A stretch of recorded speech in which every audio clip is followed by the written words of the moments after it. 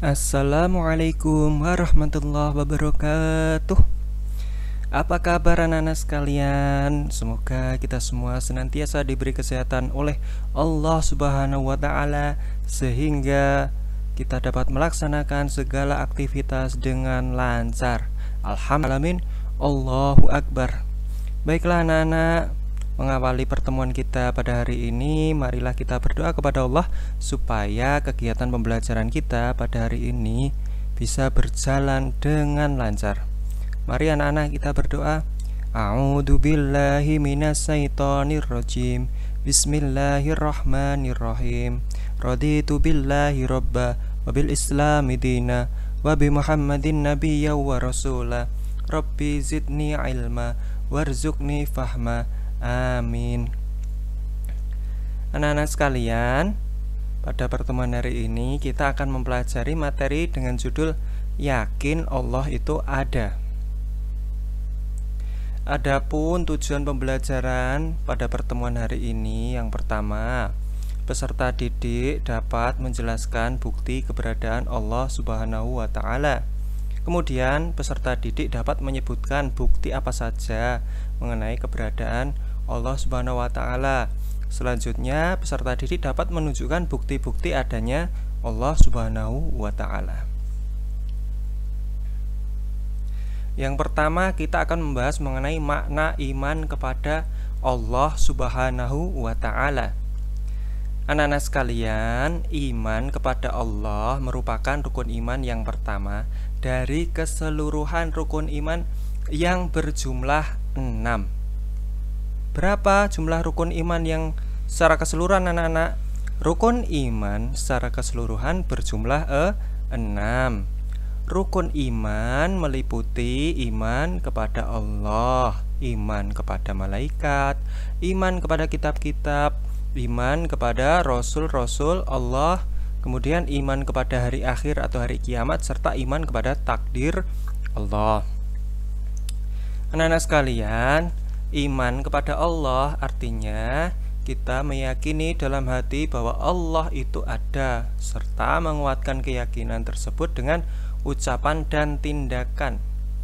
Orang yang beriman kepada Allah akan senantiasa berhati-hati dalam ucapan dan perilaku. Selanjutnya adalah bukti keberadaan Allah. Anak-anak sekalian, Allah adalah Sang Pencipta atau disebut dengan Al-Khaliq. Sedangkan ciptaan Allah disebut dengan makhluk.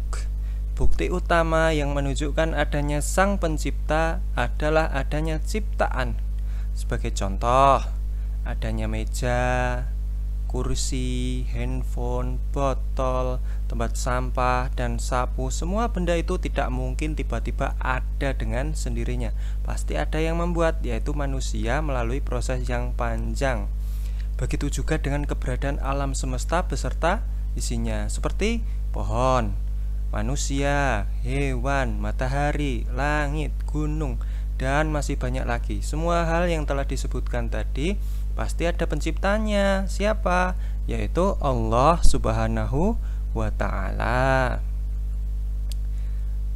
Selanjutnya yaitu macam-macam ciptaan Allah. Anak-anak sekalian, ada banyak sekali ciptaan Allah Subhanahu wa taala. Secara garis besar, ciptaan Allah dibagi menjadi dua, yaitu makhluk ghaib dan makhluk syahadah. Makhluk ghaib adalah ciptaan Allah yang keberadaannya tidak bisa dilihat oleh manusia. Sedangkan makhluk syahadah adalah ciptaan Allah yang keberadaannya bisa dilihat manusia. Contoh makhluk gaib misalnya malaikat, jin, neraka, surga, alam kubur, arsy atau singgasana Allah, ruh, dan masih banyak lagi.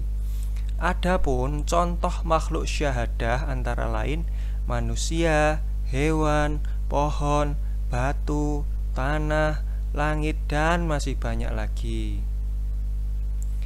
Selanjutnya adalah tujuan penciptaan alam semesta. Allah menciptakan alam semesta untuk kepentingan umat manusia. Kita sebagai umat manusia wajib merawat ciptaan Allah dan tidak boleh merusaknya. Kita merawat ciptaan Allah adalah sebagai bukti bahwa kita bersyukur atas apa yang diberikan Allah untuk kita.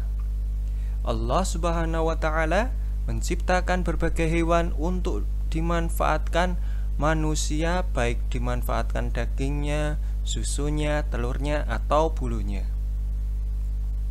Nah, anak-anak, sementara materinya sampai di sini dulu nggih.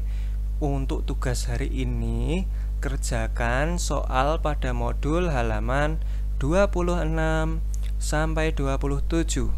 Rum A sampai C dikerjakan semua ya. Jawaban ditulis di buku tulis, dikumpulkan pada hari Rabu paling lambat pukul 12. Pas ya.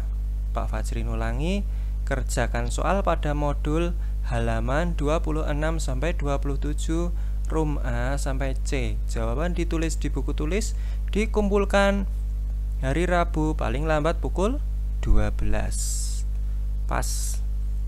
Baik anak-anak, sekian pembelajaran hari ini. Mohon maaf apabila ada penyampaian Pak Fajrin yang kurang jelas dan ada kata-kata yang kurang enak didengar. Mohon dimaafkan. Baik anak-anak, marilah kita akhiri pembelajaran hari ini dengan berdoa bersama. Subhanakallahumma wa bihamdika asyhadu an la ilaha illa anta astaghfiruka wa atubu ilaik. Assalamualaikum warahmatullahi wabarakatuh.